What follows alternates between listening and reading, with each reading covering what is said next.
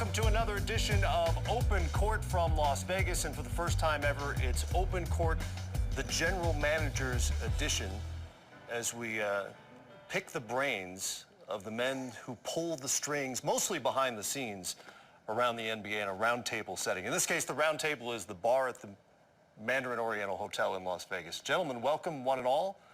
Introductions, we will start with the champs first.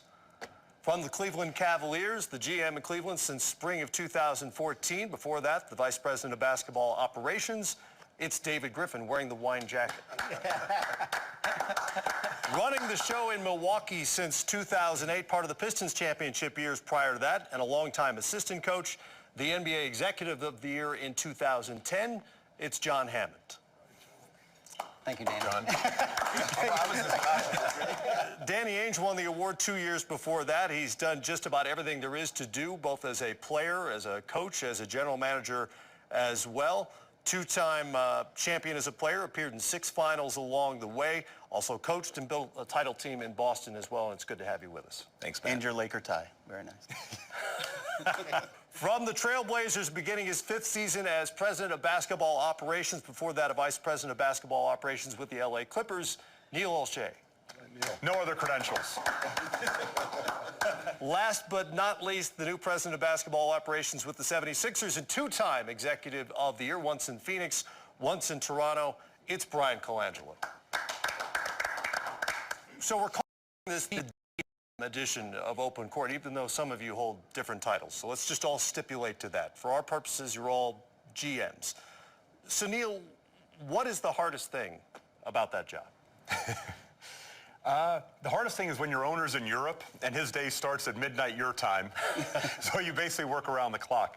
You know, it goes in spurts, right? I think it's based on, the resources that you have, your disposal. Usually most of us now, I think we've all been with our teams long enough other than Bryan, where depending on the situation you inherit, once you've formed it, based on what your business model is, then it kind of works fairly seamlessly. At the end of the day, you got to look at it as challenges. I think that's why we're all in it. Yeah, I look at it like it's fun. I was driving vans to Vegas coaching AAU teams, and now I'm sitting in Vegas and I'm negotiating with agents on $70 million contracts. So either way, it's a win for me. Danny, you've been at this a long time, so I'll ask you, how many GMs around the league really have the freedom to pursue their own philosophy the way they want to do it without interference from ownership or outside influences? I don't know if it's interference from ownership. I think it's partnership with ownership. And in Boston, we have a partnership with ownership and coach and the front office. And so every decision is made collectively. I think that's a good way. It's good checks and balances for all of us. I think that's true. And it's ironic I'm sitting here with 2 people that I used to work for and learned a lot of those things from. But if you can build it and make it feel like a family environment and everybody's contributing equally to the process, you're not working for anybody, you're working with people. And I think the more familial you can make it, the better. Well, what's the line between working with a coach and not interfering with what he's trying to do? I'll never forget that my very first year in this job, we were playing in China, opened up the season, exhibition game in China, and we were playing Golden State, and Chris Mullin was there, and I remember walking up to Mully. I think he'd been in the position a couple years at Golden State, and I said, Mully, how about this job? And he said, John, to me, one of the things you have to avoid is that you can't coach the team. You have to allow the coach to do his job. We want the freedom to do our job, I think, as general managers, and I think the part of everyone staying in their lane. Well, we stay in our lane as a GM and let the coach do his job and let him coach the team. Is that a difficult thing to do sometimes, particularly if you played the game as long as you did and coached? I learned my lesson early in the job, too, when I remember one day we were struggling, and I went into Doc's office, and I had prepared, like 20 things that we needed to do better. And then I whittled it down to 15. I whittled it down to 10 finally. And I had a piece of paper written down, and I was going to have a good face-to-face with Doc. And Doc, I went into his office, and he got up and said, let me grab a cup of coffee. And he went to grab a cup of coffee, and I looked on his desk, and he had the exact 10 things that I had written down. And I put my thing back away and said, from that point on, he's got it all covered. Yeah. How rare is that sort of harmony, though? I don't think it doesn't have to be rare. I mean, it's amazing to me that like Brad Stevens, as a young coach, is the 6th longest tenured coach in the NBA. I mean, that tells you a little bit about our business and how we haven't succeeded at this partnership. And I think that with Doc, we were a partnership. We didn't always agree, but we dealt with one another well. And Brad Stevens and I think that that's one of the most important things that we do in our job is managing coaches and owners and collectively being one. That's part of your job as well, is to keep an eye on your coach and see if it's working or not. What are the signs that you look for that tell you, okay, he has the team still, even if they're not winning necessarily, or he's lost the team, whatever the case may be? It's interesting. I learned a lesson really early. Since I became a general manager in all the years, and I was an assistant coach in the NBA.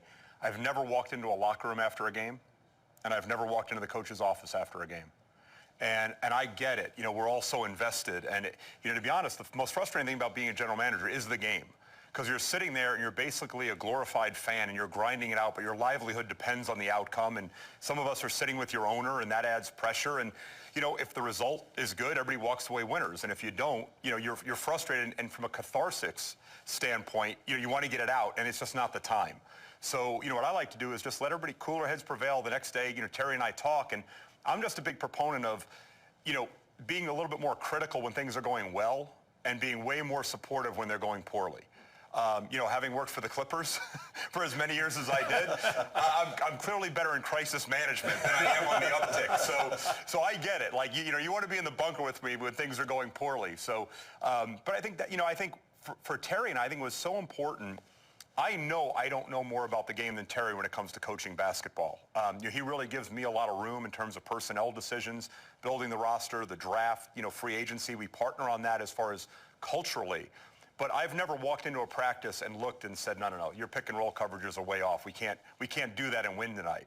So I think the respect that I have for his knowledge of the game and his ability to communicate with our players, and I'm just there, to back him up. I'd be interested to hear what Danny has to say if there's a difference between, when you're dealing with Doc, and you guys are both elite players at championship levels versus Brad, who probably had more of a steeper learning curve just in terms of NBA versus college, if you deal with him differently than you would with Doc.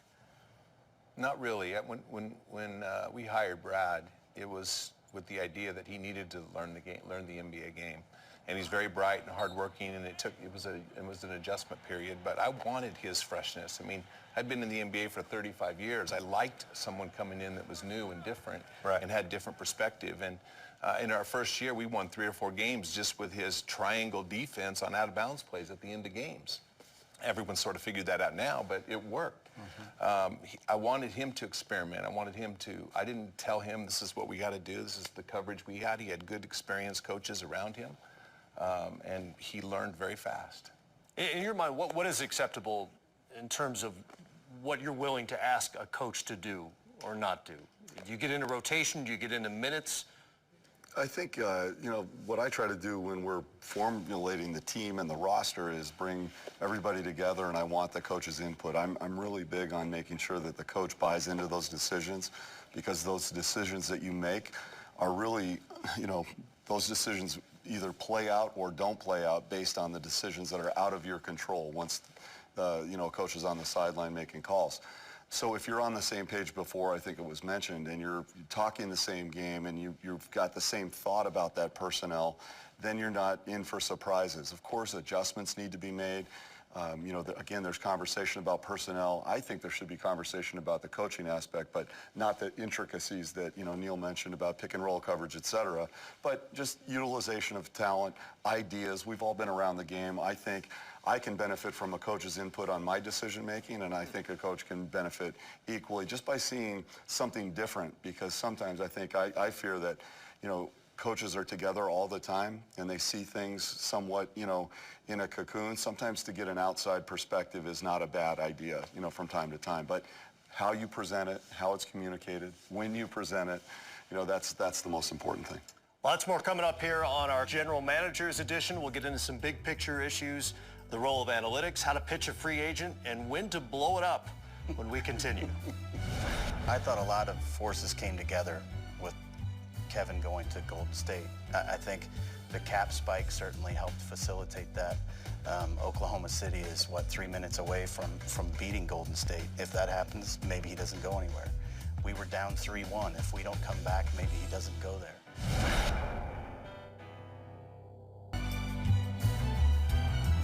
Back on Open Court, general managers from Las Vegas. And fellas, as you know, Kevin Durant made a big move this offseason. I'm sure you heard about this. Going to Golden State. And there's been a lot of discussion about the so-called super teams that have sprung up around the league the last few years. To some extent, this has always been a thing where you had teams like your Celtics with multiple All-Stars or Hall of Famers on the same roster. What seems to have changed more recently is the role the players have in sort of building these themselves to a certain degree. And I'm curious, from your perspective, how has a GM's role changed in all this? Well, yeah, I mean, there were super teams in the 60s, 70s, 80s, 90s, all the way through. There's been some pretty powerful teams in the history of our game.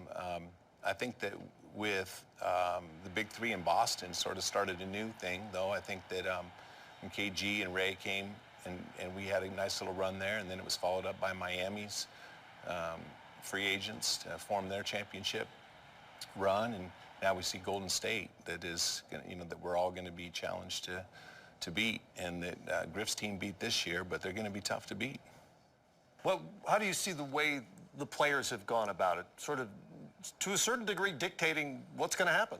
Well, I think when we made the move we made to bring Kevin Love in, you know, LeBron was really influential in that from the standpoint of wanting to make sure Kevin was all about winning and wanting to make sure that his mind was in the right place. And so he just reached out to him directly to have those conversations. And I think now players have never had more power, and I think they've probably never had more money, which I think empowers them a little bit more. Yeah.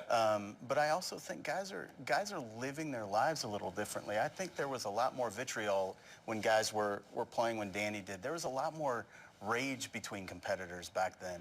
And I think now guys leave the court a lot more friendly than they did then. And I think that starts it, because that spawns conversation that didn't used to happen amongst competitors. Would that change the way you approach building a team, or the way your dad would build a team way back when?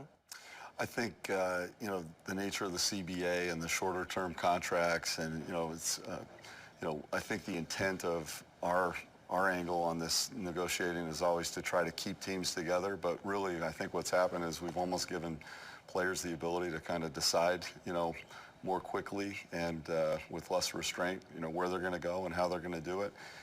You know, clearly, as you indicated, the players are speaking to each other and like finding ways to say, hey, I really want to win. Winning is just as important as the money. Whereas, you know, a lot of times money was the driving force. I think it's a combination of the two. But, you know, what you're seeing these days is it's an attractiveness of the market. It's the amount of money, but, you know, winning, the chance to win and put something together. I mean, who would have thought Kevin Durant was going to leave Oklahoma City? Not me, you know, but he did, and he's probably in search of winning a title, and he's at that age where it's pretty important to start that process if he's going to be considered one of the greats. It's won a lot of titles. So if you're running a team, how do you either promote or combat that trend? Look, I think the theory falls in, you know, if you build it, they will come. You know, if you have the right team, you're going to attract players. And if you're winning, you're going to attract players. And that's the goal that we're all trying to achieve, is to have the kind of place that people want to be. You know, the size of the market is one thing. You can have a small market team and you can still win a championship.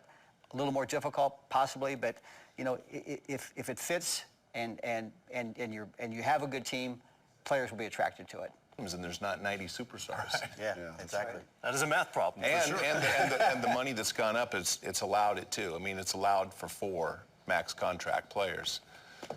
Yeah, I thought Never that used to be the case, yeah. I thought a lot of forces came together with Kevin going to Golden State. I think the cap spike certainly helped facilitate that. Oklahoma City is, 3 minutes away from beating Golden State. If that happens, maybe he doesn't go anywhere. We were down 3-1. If we don't come back, maybe he doesn't go there. So there were several things that had to fall exactly right for that to happen. And I think the timing of these things you can't really predict. But having destination players on your roster that are going to be the types of guys that people are going to want to play with, a Dame, and in Boston they've done the same thing when they put their groups together. And obviously you guys have a bunch of young kids that everybody are going to want to play with, and everybody's going to want to catch passes from Ben Simmons. But if you don't have a destination player, I think it's really, really difficult, particularly in a small market, because they're not coming to Cleveland because they want to be part of that per se, because they don't know it if they're from outside of it. They find out once they get there how fantastic it is, but they don't know that before they get there. And so they're coming to be part of LeBron. And in LeBron's case, he was coming to be part of Kyrie and Tristan. So there's always got to be something that attracts them and draws them to you. Well, one of you mentioned that the players talk more than ever. At any point in the history of the NBA, a lot of them grew up playing together in AAU. Can you exploit those relationships if there's a guy already on your roster who's friendly with another guy you might want? Boy, it extends Be beyond careful, the be players. careful. I'd say it extends beyond the players too. You've got coaches that have relationships, and trainers and everybody. At the end of the day, the player's going to make the decision that's best for him. It doesn't matter what you put around.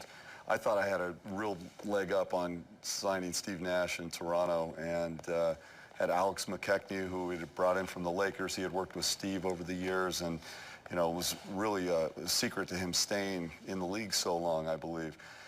We had a couple of trainers that were very close. I had Jay Triano, who was very tight with him through Canada basketball. I thought this is going to work in our favor. It didn't. He wanted to be close to his kids on the West Coast, and the amount of money was a few million less in LA, but it was the right move for him. So again, I think the players speaking is real, but everything else that we try to create, those relationships, it's about really putting the right organizational culture together and making sure that they can see that you've got something legitimate when they are considering you. And then the timing of your cap space and your planning. Miami planned for 3 years how to get the big three together, and it paid off. They got the big three, and it might have been by a hair that they got him. It could have easily gone astray, and then where are they? But at the end of the day, we all plan. Plans don't always work out. You move on, and you try to make the right decisions. Got lots more coming up here on Open Court, the General Managers Edition. But small ball is, you can't have a small ball team with LeBron James on the court. He's bigger and stronger and faster than everybody. He outweighed Amari when Amari was our those center. have Ben Simmons, if he's a 4, they're going to call it small ball. He's 6'10". The way we have our depth charts is it's guards, wings, and bigs, and there's crossover, but 3 guards, 6 wings, 6 bigs. Put the 5 best guys out on the court and figure it out. Back on Open Court, our GM's edition. And guys, last year, the Golden State Warriors won an NBA championship, finishing the finals with a center who was 6'7", and hadn't played the position since high school. It's part of this small ball thing we talk about all the time. Every team has a small ball lineup, it seems. A lot of teams have moved guys one position to accommodate that. What are lineups going to look like 5 years from now, 10 years from now? How differently will you be constructing rosters? Well, it depends on, what's coming up in the system. There is a dearth of big men right now. There's just, they don't come along that often. And we just happen to have 3 of them in Philadelphia right now that we're trying to figure out how to play them and how to play in a modern game with them. But at the same time, centers didn't come along too often. And so the game evolved, I think, partly because of that. It partly evolved because I think we're all looking to, do things a little bit quicker, a little bit faster. Obviously the experience that I had with Danny in Phoenix when we put 3 guards out on the floor, we had a great run down the stretch. I think we started 0-13. We ended up winning 20 of our last 25 and made the playoffs at 40 and 42. But it was largely because Danny experimented with just a 3-guard rotation where there was a lot of activity, kind of like what Villanova did with their 3 guards over, a few years back. Stan Van Gundy's team in Orlando, when he had Dwight in the middle and they had the 2 big wings that could shoot, and Hedo and Richard. Yeah. I felt like they started to find the future sooner than anybody else, but they weren't able to keep it together. I think what John's doing in Milwaukee, having guys that are that big and long, that cover that much ground, I think you're going to see that be a big part of the future. But I think necessity is always the mother of invention in our league.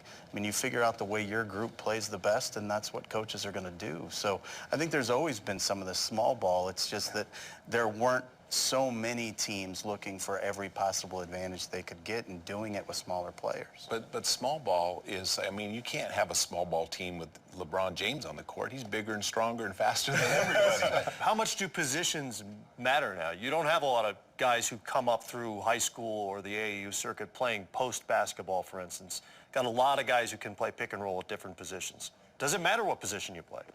You know, I think it does depend on your skill set. You know, I mean, we changed over 12 months. You know, we had LaMarcus Aldridge. We inherited him when we got there. You know, Terry tried to move him around the first year, kind of like Dirk, because he'd come from Dallas and it wasn't working. And we moved LaMarcus back down to the left block and, you know, left elbow. And, you know, he made 3 straight All-Star teams and All-NBA. And that's what we had. You know, when he was our best player, we played through him. But we were getting about a little less than 1 point per possession every time LaMarcus got a touch in the post, and he got 24 post catches a game. And we just redistributed that out. We used the post less than any team in the history of the NBA this year. Fewer post catches than any team in the history of the NBA.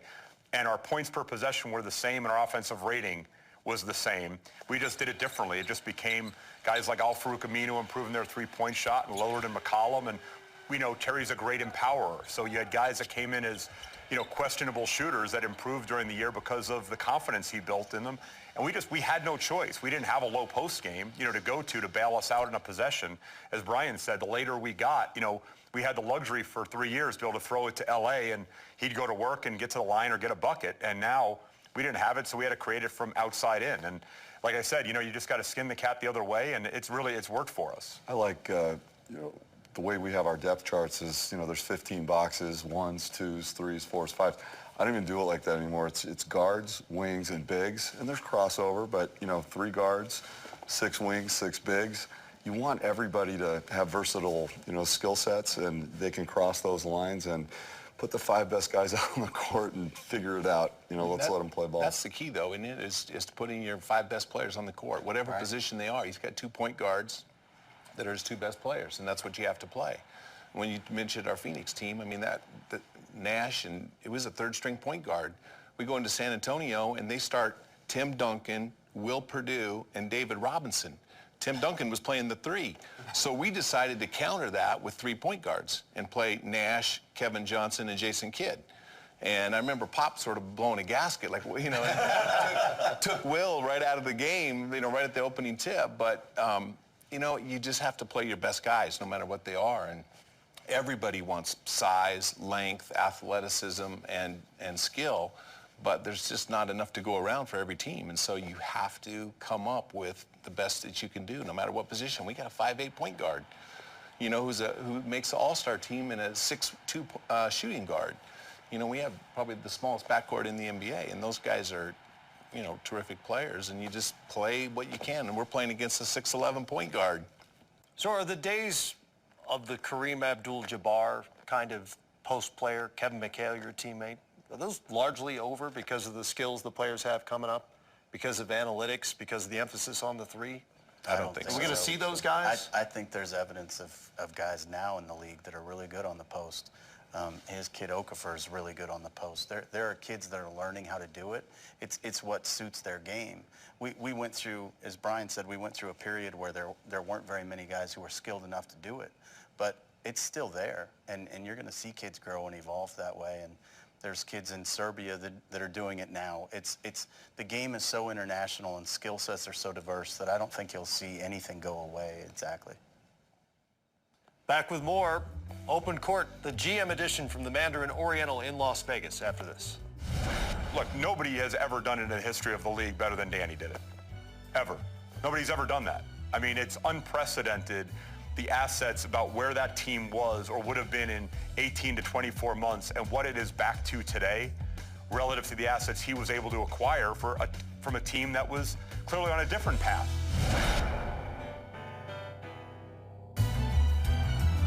Back on Open Court, general managers high above the strip in Las Vegas, Nevada. And guys, we've come to the age-old question for folks who occupy the jobs you do, and that's when do you blow it up?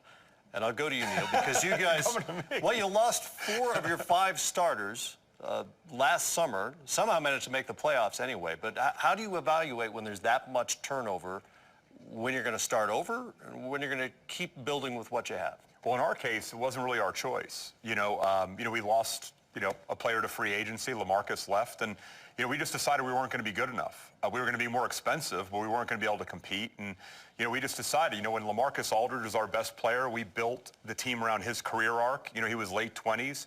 We had a lot of guys late 20s, early 30s. When Damian Lillard, inherited that mantle. You know, Damian was 24 years old. He was our best player. We wanted to put people around him that had the same sensibilities, the same approach, the kind of culture that he would emulate. And we knew it was time. We knew he was good enough, but we also had the luxury of knowing C.J. McCollum was better than anybody that was on that roster beforehand. So, you know, we're lucky we have a very supportive owner. He's always excited by young players. He's excited about the unknown in the future. And he was really bullish on, hey, let's do this, let's blow it up. And, you know, look, we had more success than we anticipated, but, you know, our model was players 23 to 27 years old that would sign long-term contracts or be restricted free agents. I think it's a harder choice when you feel like the roster's not good enough and it's aging out. When do you do it? Look, nobody has ever done it in the history of the league better than Danny did it, ever. Nobody's ever done that. I mean, it's unprecedented, the assets about where that team was or would have been in 18 to 24 months and what it is back to today relative to the assets he was able to acquire from a team that was clearly on a different path and was trying to accomplish something else. But I think Danny's, you know, I always talk about this when I talk to our, like, season ticket holders and groups and things like this, that, you know, you have the plan and you want to stay with the plan and make sure that you give it time to work. But, you know, sometimes you look at the plan and say, now we need to make a change along the way. And, you know, Danny did that. I think you also did that when you acquired the big three. You had Paul there, but, you know, you had built up young players, young players that had good value, and you had draft picks, multiple draft picks, and you used those draft picks, said, that was your plan. I'm going to go that route. I'm going to build this way. And right in midstream, you said, you know what, this isn't working. Let's make the change. Yeah, I mean, you have to get really lucky. I mean, knowing when is difficult. And I would have been fine keeping Paul and KG in Boston to retire and finish their careers. But this goes back to when I was a player with the Celtics. And I remember one Christmas dinner, we were sitting around, and I was sitting with Larry and Kevin and Red. And there was rumors that we could get, you know, a big trade in Dallas for Kevin. We could get Detlef Schrempf and Sam Perkins and something else for McHale. And, you know, Kevin was my best friend, but he was broken down. And I'm saying, Red, you got to make that trade. And Indiana was rumored of sending us Chuck Person and the two big guys, Herb Williams, and I'm going, Red, like, we got to make that trade. He could turn the whole thing around and win. Now, in those days, it was different because those teams wanted star players, and they wanted, you know, Larry could have sold out the arena in Indiana, who was struggling financially, and there was different factors. But I've never forgotten that. And here I was. Larry had 2 Achilles tendon surgeries, and Kevin had a screw put in his foot and wasn't quite the same player. And I knew, you could see right then, that the team was never going to be the same, especially after Len Bias had passed away. And so you could feel it. And so I was the player that was actually, that had the value, that they tried to continue the legacy, and they traded me for Joe Klein and Ed Pinckney. And that was their way of sort of, you know, continuing. Larry and Kevin are going to come back the following year. But, you know, that hadn't left me. When I was with Paul and KG, it was great that I was able to trade them to a team that they actually thought and believed, and as I did, that Billy was putting together a good team in New Jersey, in Brooklyn, that they were going to have a chance to be a contender. And they were thrilled and happy, and we were all happy, and we were very fortunate that the picks turned out to be, you know, good picks. Well, we don't know yet, but... You're a tough friend, by the way. You got to make this trade. Mikhail, he's got to go. Yeah. You know, haven't done enough for this My franchise. best friend, he's out. No, their numbers are going to hang there forever. Those guys are like still my friends to this day, but, you know, it's business. One of the ways, of course, you can reset an organization is via free agency. And I'm curious, the way you approach the pitch to a big-name free agent. You get the guy in the room. What do you say? What kind of a show is involved? Well, you bring a star quarterback. You may bring in a star quarterback if He grows up in there. He grows up in the town. I mean, what kind of planning goes into something like that? I think it all just depends on the player and what your history is with the player and how well you know that player. I think Brian did it very successfully in Phoenix with trying to recruit Penny Hardaway by way of example. We did some things for that process that probably had never been done up to that point, really making it a free agent package that was presented, and I think that sort of became vogue, and I think it really depends on the player. It depends on what's going to speak to them, the way that you go about the process. But to Neil's point earlier about, LaMarcus and what Brian had said about Chris, when LeBron left in 2010, he left in July, and I started there in September. Chris Grant had brought me in. And so the decision to rebuild was made for us in much the same way that it was made for him. And I think Chris did an amazing job, just as Sam did, of accumulating assets.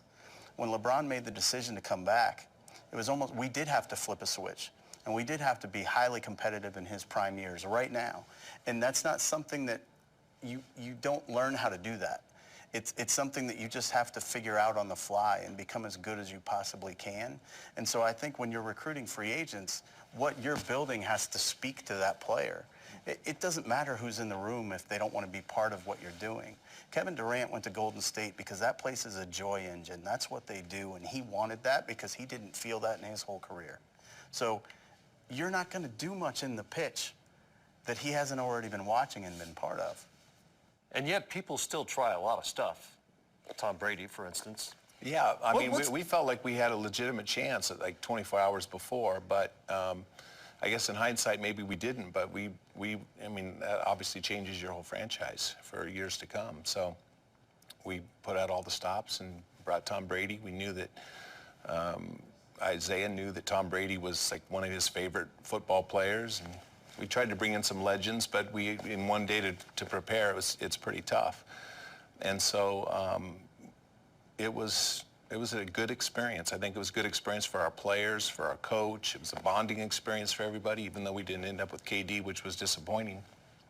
We did the same thing with Al Horford, and it turned out great. But I do think that they chose us more than the recruiting pitch. I do agree with Griff. I mean, these players are smart. They know what's going on. They know the coach. They know the reputations of the players. They know the city. They've been there. And, by the time they reach free agency, they're very familiar with everything. And so I'm not sure how much the pitches do, but you do have to look them eye to eye and tell them how you see their future with your organization. John, how often do you walk out of the room right, thinking you got the guy or you didn't get the guy? How often are you wrong? I don't know. It's probably maybe 50-50. It's the real part is not I don't think that like walking out of the room. It's when you sign that player, and we always talk about this experience that you go through the whole process and you get your guy, and you sign the contract. And there's two names on that contract. It's your name and the player's name, and that's when you have that moment that you feel great about it. Everyone's excited, but you get in your car that evening, and in the quiet of your car, you sit there for one moment and think, man, I hope this works. And that's the reality of the world we live in. I think whether it be a trade, whether it be a draft pick, whether it be free agency, and the ones that work better than you even think they're going to, it puts the team together. Next thing you know, it all happens. So Matt, when we got Nash back in Phoenix, that was the year Kobe was a free agent, and everyone was talking about going after Kobe, and we had new ownership, and they were like, well, why aren't we going to L.A. and recruiting Kobe? Because he's staying in L.A. He's not going to. Let's go to Dallas. And so we were flying the other way when everyone was going to L.A. We got Nash in it was one of our owners, part owner's house. Beautiful, brought him Ari Stoudemire. We had a whole crew of people. Rex Chapman was with us, a close friend of Steve's. We went through this whole process, and I still think that if Mark Cuban had said the right thing that day to Steve, he probably would have stayed. But he balked and said, no, your number is this, and, this is... I think the $65 million had a lot to do with it. I think he got it. It was 66. It wasn't all guaranteed. It was 60 guaranteed.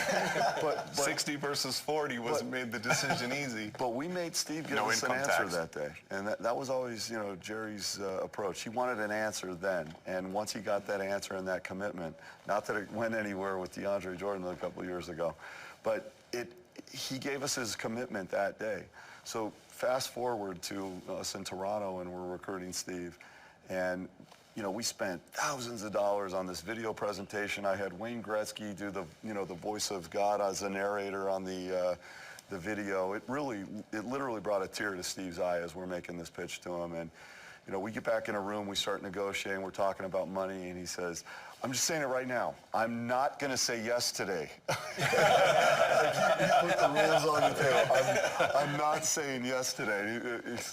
Okay, what are you going to do? I think you have to be, you know, for guys like, you know, John and I recruited the same player last year, Greg Monroe, and, you know, he chose to go to Milwaukee. I think sometimes you've got to be judicious in the process, too, which is, you know, you can't take the interview to take it. You know, it's like a college assistant that, you know, just wants the home visit, right, John? Like the old days, like, you know, I've been recruiting the guy. I've been out in L.A. for 2 years recruiting the guy. I got to at least get my head coach into the living room with the mom, you know? And at some point, you know, it's hard because the expectation level from your fans is, well, we should be involved with that player. And why wouldn't you want to come to our market? Why can't you get a meeting? And you can't turn around and tell your fans, well, we could get the meeting, but we're not going to get the player. So we're going to, you know, to your point, you know, everyone's flying west to Kobe and you fly east to Dallas and get Steve. And, you know, at some point you have to have a realistic expectation about, you know, who you actually are involved with seriously and not just going through the dog and pony show to be able to say, well, we got a meeting. You know, and look, and I've done it. You know, when I was at the Clippers, you know, we took a meeting with LeBron James. LeBron, he was great to us. We had a little bit of a history from ABCD camp and Sonny Vaccaro. And,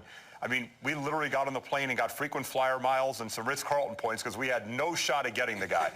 But it was really important at that point to be able to get into that room with him and be on that list of the teams that saw him. And look, a year later it pays off because then Blake Griffin's a superstar and DeAndre Jordan's emerging and Chris Paul wants to come. And a lot of it was at least put us on the map. From that standpoint, you know, now we're in Portland, small market. We've got to make our priority guys a little different. Like my list is probably different than Griff's list. You know, the list that the Lakers would have or the Knicks is going to be different than our list. Our max list may be different than his minimum list. He's asking everybody to play for minimum. Well, that ring's worth an awful lot. Yes, it Bob Myers is trying to fill out his roster No, the same way Myers right is now. doing It's it the tough. same way. I mean, he's getting really good players for low money because people want to go to we had that good fortune with the KG era and Pierce era. No question. Back from Las Vegas after this.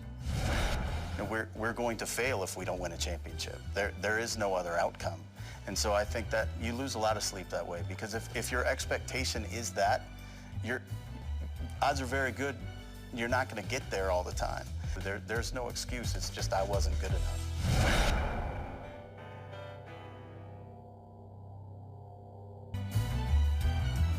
One last go-around here on Open Court. General managers from the Mandarin Oriental Hotel in Las Vegas. You guys spend your lives with NBA players. What current NBA player would make the best GM? Well, LeBron, obviously. I think Only if he's playing with LeBron. Recruiting players to play he's with him. playing for himself. No, I think his basketball IQ is just sensational, and he has such an understanding of the players, every role that a player's supposed to be playing on the court. He just sees through the game in a way other people don't. He'd be the best head coach, I think, playing in the league right now, too, if that's what he wanted to do. Would he want to do either? I don't think so. I don't think, maybe ownership at some point would be in his future, but I don't think either one of those roles are what he's interested in. He's certainly never shown any interest in it from our standpoint in the front office position, but his feel's incredible for the game and for players. I'm going to say Joel Embiid. He knows everything about every player in the league from playing NBA 2K for the last couple of years. Seems like he really has a feel for what's going on with the guys in the league, and just talking to him, it's pretty fascinating. That's interesting. There are a lot of fans out there who feel like they could put together a team based on those games. Fans, bloggers, media, etc. Not media. Some. What players could do your job, Neil? I utilize all the guys on our roster. I'll tell you, one of the guys is one of the smartest basketball people I've been around that you can't fool at all, and he's been a huge advocate for us even in this offseason with some of our players, is Chris Kaman. He doesn't have a filter, and you wouldn't let him do a press conference, but in terms of behind closed doors, you know, there's a guy that really knows the game and knows players, and, you know, because there's no filter, he sees through all of it, which, you know, wouldn't make him the most political GM, but it would certainly make him one of the more astute. Coaches talk about how they steal things from each other all the time. How much do GMs steal from each other? And I don't mean players, but in terms of tactics, approaches, philosophies. Well, I think we try to learn from each other, you know, and you know, it's interesting to me, this is a relationship-driven business, and it's relationship-driven with the players. We've already talked about that. and what they've done over the last few years in particular, growing up through the AAU systems and the high school camps and now in their relationships with as players. But, look, I think, we all have relationships with each other. We battle each other, but these guys are all friends of mine also. And I think we can't survive without each other. We can't survive with each other. We can't survive without each other also. It's a relationship-driven business no matter how we're doing it. So are you keeping tabs on the way other guys go about their business? I mean, beyond just what their rosters look like? Yeah, I mean, like every draft pick and every trade that's made, and we keep track of all that and follow, and we're wondering, like, what are they thinking? And it turns out to be great, and we evaluate ourselves and all the decisions that we're making internally. Not just the ones that the public knows, but the trades that we didn't make, and the draft picks that we didn't choose to go for. So we continued the process. But yeah, I'm very well aware of what all these guys are doing, and have a great deal of respect for them and many in our league. The competition is fierce in the NBA right now. Final question, guys. What keeps you up at night as a GM? Wondering if you're good enough. Wondering if you're good enough now, and whether or not you have the resources to get good enough later, to basically justify having the job. I mean, this is a job, at some point all of us did something in basketball for free, and we're happy to do it.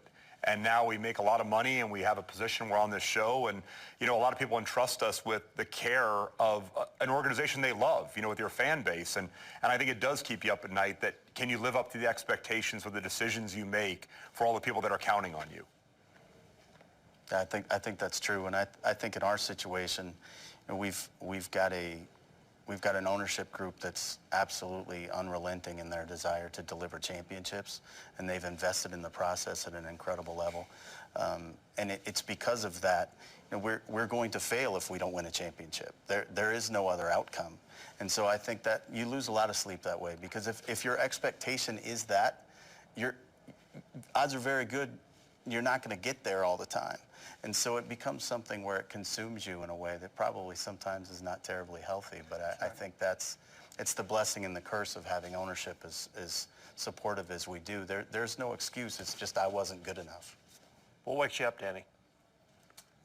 I'm getting pretty good at this, actually, getting my sleep. Unless you have a tea time. I've been through a lot. Yeah, maybe an early tea time gets me up, or go to the bathroom gets me up at my age now. But, I love basketball, and it really is basketball. I think that perspective is important. And what I love about this job is, I wouldn't want to do this job if I was afraid to make a deal or look bad, or if I was afraid to make a draft pick that I felt good about. It wouldn't be any fun. It'd be like a player being afraid to take a shot.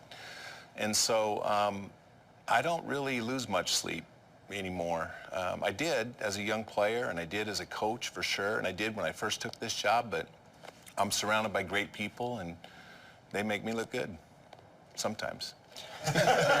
Well, you've looked good on this show. All of you have. We appreciate you guys being here. It's been really, really insightful, interesting stuff. It's a tough job, and you've all done it very, very well. Thank you. Thanks, man. Thanks, Matt.